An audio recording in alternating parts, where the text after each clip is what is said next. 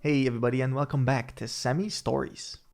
Today I got another tasty video for you guys from r/MaliciousCompliance, where OP has to deal with a landlord who tries to evict the company and keep their assets. I work for a leisure company. Think soft play, indoor soccer, laser tag, I can't really be specific. Prior to lockdown, managers and the big bosses were negotiating on the renewal of a lease on one of our parks. Things were going mostly smoothly. However, the landlords were difficult to contact. Then in 2022, it hits the fan. All of our sites were closed, and everything was thrown into a mess.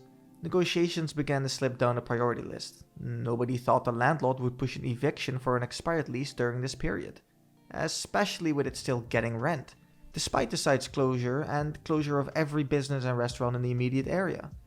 We were wrong. A few days ago, we received a letter saying that we had 7 days to leave the premises and take everything with us. We are reminded that anything left in the building after 7 days will become the landlord's property. That line is very important. Now, a lot of construction goes into installing our equipment into a new building, which makes emptying one even harder. Add a lockdown with no staff and most businesses shut, it means that saving much of our assets would prove to be extremely difficult. To lose a profitable site and all its assets is definitely a blow to our company, but here is where it gets worse. A few days into our 7-day eviction, we found out that the landlord has been advertising our park to our competitors. But he isn't just offering the building, he is offering all of the stuff, pre-installed, ready to go, just needs rebranding. The landlord has evicted us from the property in an attempt to increase rent and make a solid profit from our equipment installed because he thinks we won't be able to empty the park. We were furious. And here's where the malicious compliance came in. We were told we had 7 days to move everything we owned out of the property. So that's what we did. Local businesses from all around offered up free space to store our things. And a few people came back out of lockdown and they spent all the rest of the week removing, selling, or destroying everything that was related to us. We didn't even leave light fittings. In every other site vacation we've seen, we always end up leaving thousands of dollars worth of disco lights in the ceiling because they're hard to get. We leave most of the construction in, as well as things like bars and kitchens that all stay intact, recognizable as what they once were. But not this building. We ripped up the flooring we installed, tore down the walls that were not part of the original structure. These were wooden walls to divide up the space. We ripped apart our manager's office and removed all artwork and lockers. The landlord now has every new deal he has been making dead in the water, and a large renovation bill to install new flooring and stuff. Or a company willing to do it themselves like we were. Lockdown has been extended another 4 weeks, so he has at least another 4 weeks without rent. We were paying, and won't have any potential buyers. The silver lining? The assets we got out of the site, fridges, TVs, equipment, food, tables, all have been sold. And the lack of rent and additional income has helped the business and paid staff wages. After a while, OP posted the following update. Hi everyone, I'm so sorry for how long an update has taken. I was waiting for things to unfold. Here's what happened next. We handed in the keys and it was probably the quickest handover we've ever had. The landlord clearly didn't want to make any kind of conversation and there was definitely an elephant in the room. But he definitely said nothing about the lack of our equipment. Complications did arise when we went back to get back our various deposits, but he had no case to withhold the deposits from us as the building was in excellent shape. We had conducted much of the maintenance work ourselves, so the building was in a significantly better condition than we found it. We also cleaned up 99% of the rubbish and dirt from our demolition crusade, so he couldn't bill us for cleaning. A very minor bit of pressing from our legal team meant that we received everything owed back in full. The building is still vacant and as of yet we don't know of any potential buyers. At this moment in time, our company is still standing despite the pandemic closures and lack of business. Staff are all still employed and doing well. Now, I gotta say that I love a good landlord beatdown. A perfect way to handle a situation that has become an absolute plague in the recent years. Landlords that put people in unwinnable situations just to increase rent even more is despicable. Especially during the COVID crisis that brought many people below the poverty line. Listen, I think that if you have a terrible landlord, OP's way of handling the situation is perfect. Get out quick and leave them nothing. No free labor, no renovations. Just beat them at their own game. In this next story, OP has an old colleague who does not take kindly to the changes of the new owners. I worked at a company that gave out exorbitant amounts of vacation. Anyone who worked there for 25 years or longer received 8 weeks of vacation and 2 weeks of personal time. This was a family-owned company, but rather large. We ran 3 shifts, totaling about 250 people. Enter Jimmy. Jimmy was a grizzled old man. He started at the company when he was just 20. Now he was 63 and he gave absolutely zero crap. Jimmy also knew how to make a specific part for our product. Him and one other high up in office. One day, the plant owner comes out and announces he's selling to a corporation. He's older and ready to retire. He promises that there will be very little change and wishes us all well. The new company comes in and immediately goes after many of the great benefits we had. The first thing they do is cut everyone's max vacation down to 4 weeks, and to completely away with personal time. Anyone who's maxed out had until December 31st of that year to use it up, and they wouldn't pay it out.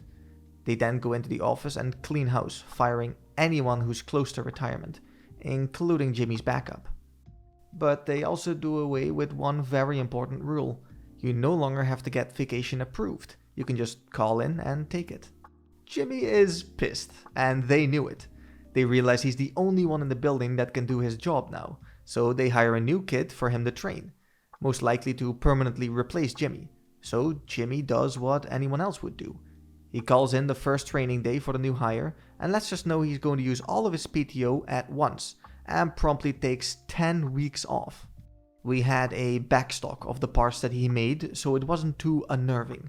But for 10 weeks, Jimmy went and applied to other jobs, found one and started. Fast forward 10 weeks, it is the day that Jimmy is supposed to return. He doesn't. For 2 days they try calling him and even go to his house. He is nowhere to be found. Finally, on day 3 he calls and resigns, and they lose their minds. The parts he makes are specialized and patented by the original founder. You can't just hire someone off the street to make them. What eventually happened was they had to contact the original owner to come in and teach some new hires how to make them. And when he found out what they had all done, it pissed him off. The last thing I heard, he charged them a 7-figure contract to teach them how to produce the parts, and they had to pony up or close down. I think the moral of the story is, don't mess with people's vacation time. OP then posted these following 2 edits. Jimmy made an electrical control module that was sealed and stayed fixed in a port unit made of 2-part epoxy. Jimmy didn't exactly miss out on a 7-figure contract and had zero chance to take one. He left, said F him, and moved on. When they contacted the previous owner and explained the situation, it was basically a, "You need my help? It'll cost 1 million type of conversation. There is a very big difference between a family-owned company and a corporation, and I think corporations always forget the distinct difference. All that matters to them are the numbers and how to cut corners, and it costs them dearly in situations like this. In my opinion, Jimmy did the right thing, and I suggest to everyone that is in a situation like this to make full use of it. Do you guys agree? Be sure to let me know down in the comments. Let's keep the theme of corporate stupidity going with this last story, where OP couldn't work from home anymore because he goes idle in chat too often. As part of the plan to return to office post-COVID, my company has done a lot of redesignating of who can permanently work from home, who can hybrid, etc. I really wanted to work from home full-time.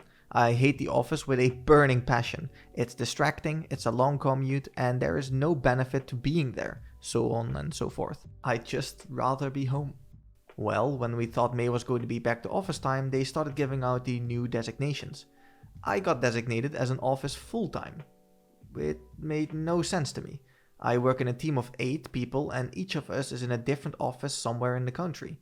I have literally never had to do an in-person meeting or needed to do in-person work in 3 years at this company. Every single other person on my team got designated to work from home.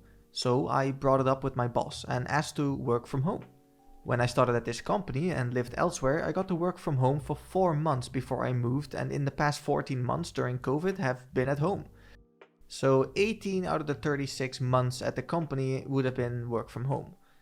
What I was told is that I go idle too often in chat to trust to work from home.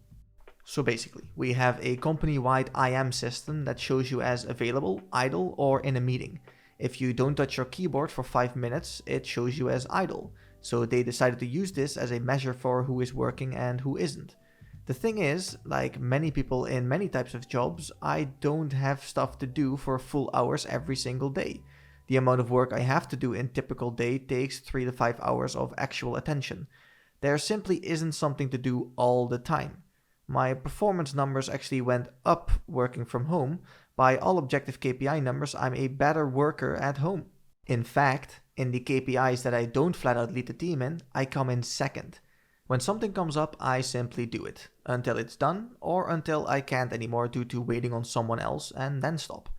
And I've done that method long enough that my work queue stays empty because I work to get my queue down to the point where when someone comes up and needs something, I can immediately address it and be done with it. But because I have other ways to spend my time in the downtime instead of messing around online at my cube pretending to be working, meaning I show idle more often, I'm apparently a worse worker. I was told that if it weren't for that, they would let me work at home. So, I wrote a 6-line PowerShell script that virtually inputs the period key every 4 minutes, that starts running every day at 8 AM and stops at 5 PM. So now I literally never go idle. I do the same amount of work and still read books, watch TV and play video games on the side, but I have a shiny green check next to my name all day. Because of COVID complications, they eventually said no going back until after Labor Day. I just had a meeting with my boss and he said that over this time they've noticed that I go idle a lot less than I used to, so they're changing my designation to work from home, all because of a little icon and some software. This concludes my TED Talk on why low to middle level managers are the dumbest, most useless do-nothing positions in all of corporate America. OP then posted these 2 edits to elaborate. I do not need to be told to buy a mouse jiggler for the 30th time. I'm aware what they are. This costs me no money and achieves the exact same thing. Why would I pay to achieve an effect I've already achieved for free? A lot of people are understandably asking for the script. There it is, that's the backbone of the whole thing. There's different ways to implement it with for loops or scheduled tasks or whatever, that part's up to you. But that's all the PowerShell needs at its core to accomplish this. A lot of people have pointed out that sending insert or F13 instead of a period would be better, so change that up if you want. And to all the people who commented that I'm a terrible employee and obviously trying to insult me over it, I wish I could make you feel just how little I care. To all the people implying a workday isn't valid if you aren't at 100% capacity from 8 to 5, keep it up. You are truly an ideal employee. To them. Enjoy the taste of leather, bootlickers. I 100% agree with OP. Managers in a big company often add nothing to the company other than seeming vital. I think a company that does not trust their employees enough that they have to use a monitoring system to see how much they work is a massive red flag and does nothing good for morale. Listen, I personally believe that OP is just completely correct. Unless you are ambitious and have utter passion for your work, never give 100%. 100% means you will never grow, because giving 110% is impossible, which for corporate bosses will make it seem that you'll never excel at something or do your best, which makes you mediocre in their eyes. If you from the start give 60 to 70%, you can always up it with 10% at certain times to make it seem like you're doing really good or have like amazing days, because they think you are already at your best at 60 or 70%. Guys, listen. Work smart, not hard. I hope you guys enjoyed the video. If so, be sure to like and hit that subscribe button. I will be back for the next one. See ya.